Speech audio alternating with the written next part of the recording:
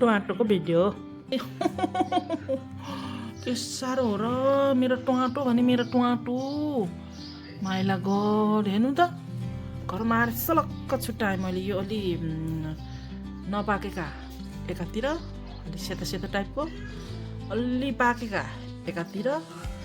अलि पाकेको खान लायक एकातिर फ्रिजमा पनि छ फेरि राम राम राम राम राम राम राम राम मेरो टमाटो कस्तो एकैचोटि भइसक्यो र यति यति त म एक एक झोला त लिन थालेँ कि अस्तिदेखि त भाइ नि यस्तो यस्तो 3 झोला त आइसक्यो प्याक प्याक यस्तो झोलामा एक एक झोला 3 झोला आइसक्यो होइन यति ठुलो झोलामा हेर्न न यति ठुलो झोलामा 3 झोला आइसक्यो त्योभन्दा पहिला अब 4-5 किलो त ल्याएकोले थिएँ कि मैले हे मामा हो हेर्नु त माइला गो पाकिहाल्छ 3-4 दिनमा 4-5 दिनमा फेरि सटक्कै हो पाक्छ माइला गो मेरो टमाटो कति फेभरेट हो कि मेरो टमाटो आमामामामा टपमा फेरि यत्रो यत्रो फलिछन् यत्रो यो त कुएछ क्या हो यत्रो फलेछन् फेरि कुरै नगाउनु यत्रो कति टाइट छ यत्रो छतमा फेरि यही रुख हो यही बिउ हो यही फल्नु पर्ने जाडोले ककरेर यत्रा त्यही पनि यहाँ त बाक्लो फल्यो नि त एक लट्ट बाक्लो फल्यो यो चाहिँ छतमा चाहिँ पातलो एउटा दुईटा फल्यो तर सानो 2-4 भयो भने डाइरेक्ट आफूलाई खानलाई त मजाले हुन्छ म त खुसीले गद भइछु नि भरकै टमाटो देख्दा मलाई कस्तो भयो होला म त यो कहिले खाएर सक्ने होला अस्ति एक दिन म अस्ति गएको थिएँ नि त एक झोला यस्तै एक झोला ल्याएको थिएँ कि मैले यत्तिकै ल्याएको थिएँ कि मैले आधा गराउनु होइन आज फेरि यत्रो झोलाभरि भाँडाभरि आयो क्या फेरि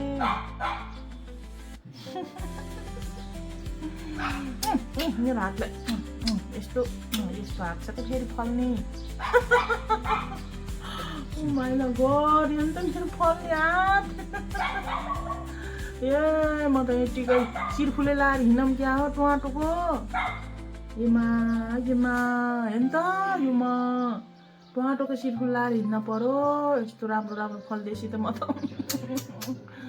एमा हेर्नु त म त भुतुक्कै फ्रिजमा छ फेरि 3 झोला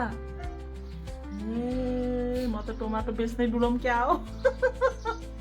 एक ठेला त भयो भाइ मेरो त अझ नखाए पार त झनै हुन्थ्यो होला 2 ठेला हुन्थ्यो होला चुनावको टाइममा कोही छैनन् मान्छे गहन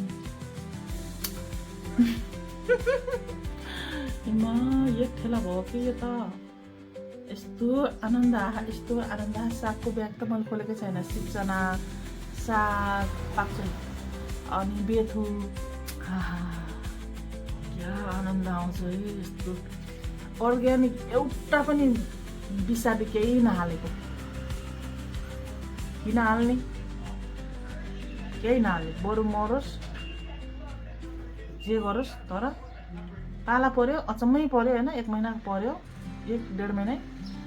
तर पनि मैले छिटिक्क त दबाई भन्ने हालेन जे त होला झिम्रिकै पालाले मर्दाखेरि फ्याक्रेकै भाँचिने कालो पुरा लाग्ने मर्ने झिम्रिकै गर्दा एक सक मलाई लागेको थियो त्यसपछि अलिअलि घाम देखिन थाल्यो नि त चिसो अलि कम हुँदै गयो हट्दै गयो त्यसपछि त रङ देखाउन थालिहाले कुहिएको पनि छ 2-4 किलो कुहेछन् नकुहेको होइन कुहेको पनि हाम्रो फालेछौँ बारीमा मल हुन्छ कुहेको पनि छ नकुहेको होइन माथिबाटीको जो शीतले छोएको थियो त्यो चाहिँ कुहेको छ झुप्पामा 2-3टा कुहेको छ सब भने 6वटा 8वटा यस्तो झुप्पा फलेको आधा त खान पाइयो नि 20 किलो 25 किलो 30 किलो खाइयो क्या हो 30 किलो त मैले हार्भेस्ट गरिसकेँ कि ल्याइसकेँ घर मैले 2 किलो 3 किलो 5 किलो बजारमा ल्याउन होइन मतलब दोकानमा ल्याउन आँखै नलाग्यो कि मलाई छ्या सकिहाल्छ यो त भन्ने हुने यो त मेरो कोहीले सकिन्न कि यो कोहीले सकिन्न आम्मामामा के साह्रो हो यत्रो भएपछि त के को सकिने हो र यो त चटनी पनि खाइछु यात्रा ठुल्ठुलो हालेर यतिको चटनी खान्छु यति सब्जीमा हाल्छु आधा किलो त मैले एक भान्सामा 2-3 थरी सब्जी पकाउँदा त झन्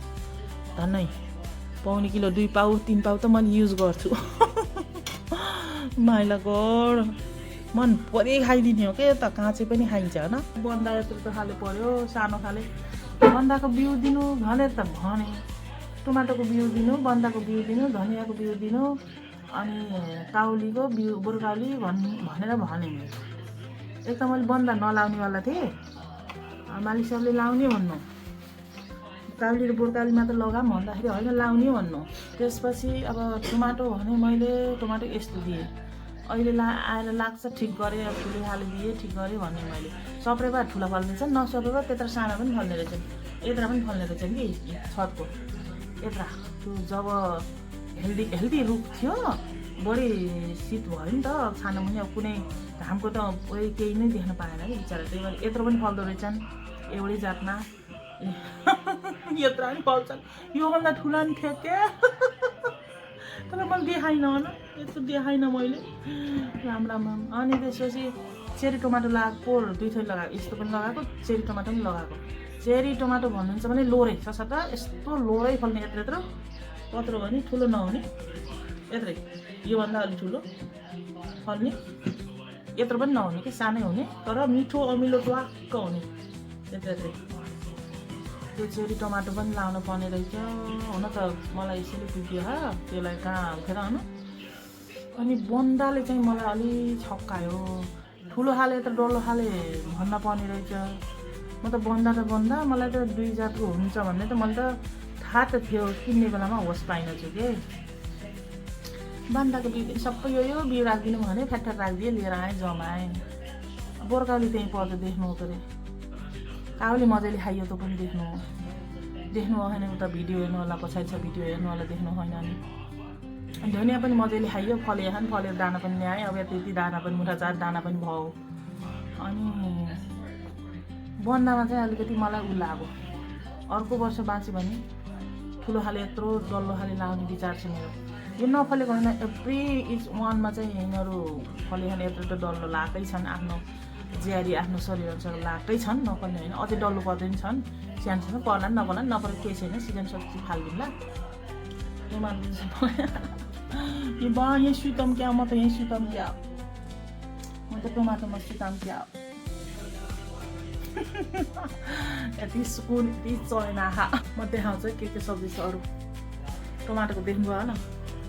अनि एउटा जलामा टमाटो भर्दी थियो तर अर्को जलामा फेरि सब्जी थियो हेर्नु है म के ल्याएछु देखाउँछु धान टाढा टमाटो त सेट भइसक्यो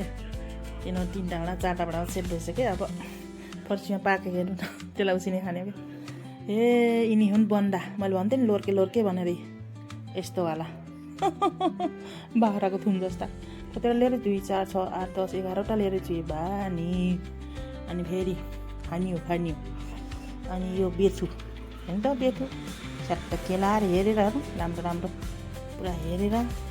खानियो सिप्चनको अनार हेर्नु न अनार यति लगाएको थियो यति फल्यो एक छाक फल्यो यो फेरि पाक्छ पुरा टनाटन बोक्न नसक्ने गरिकन लिएर आएको मैले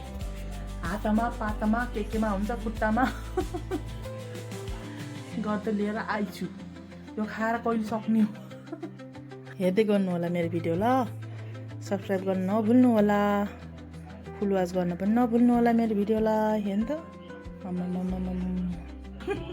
Bye bye. See you in next video. Thanks for watching. Bye.